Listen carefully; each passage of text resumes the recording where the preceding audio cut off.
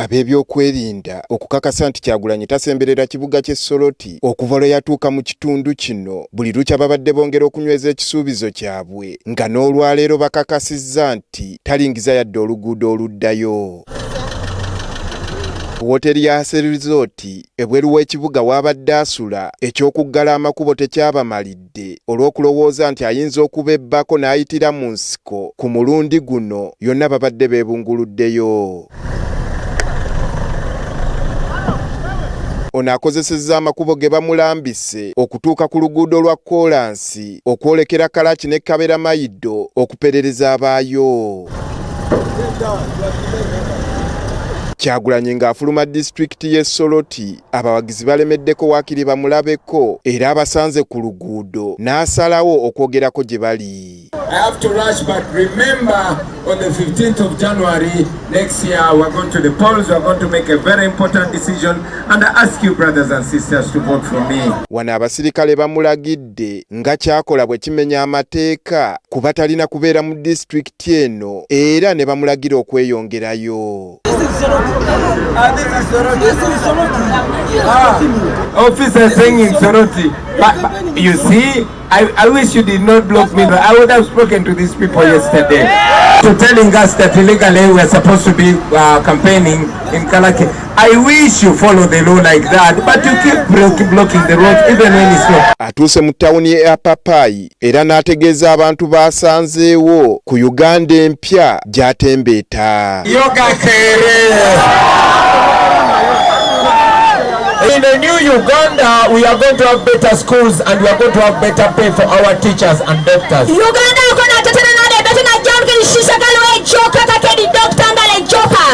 the new Uganda, our children who have gone to school will get jobs. Even those that are not educated, the government will cater for them. Mu katawuni ke Anyala nawo Kyagulanyi aliko obugambo bw'abasuddeyo. All the people of Kalaki,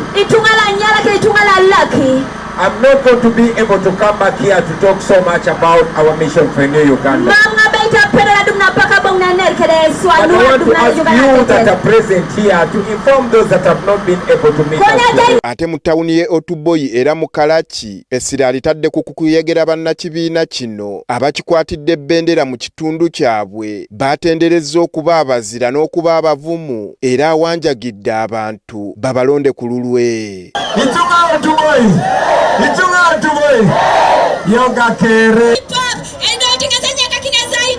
Yes. Yes.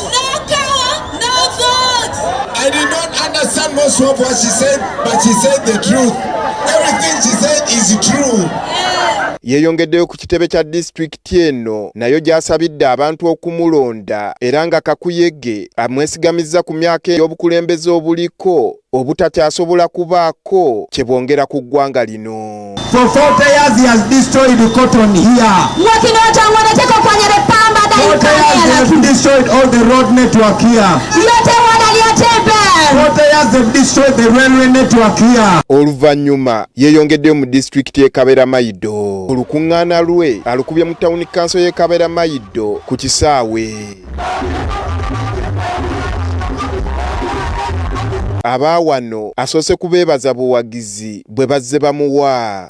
First and foremost, I'd like to thank you very much for voting for me in 2021.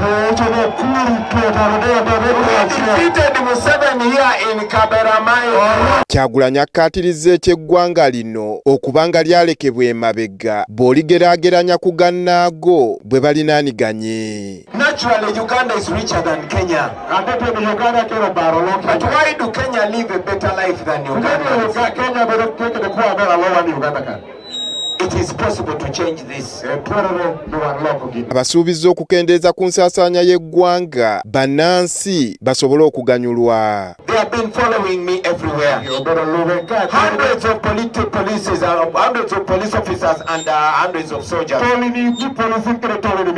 These people use fuel every day. They get facilitated every day. Our doctors are not paid. because the money is being used to pay the artists to sing to bonga nawe from Mususe. Kyagulanyi oluvannyuma nga yeeyongerayo mwokero okukuyega abaayo, poliisi ebadde emugoberera nga bwe ziweze essaawa 12 emwekiise n'emugaana okweyongerayo.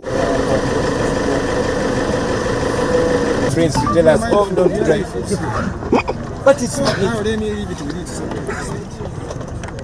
But we just want to use the road and Kyagulanyi wano amazeewo akabanga akawerako nga bw'alabye beeremye okumuggulira ekkubo akyusizza okudda emabega gy'ava.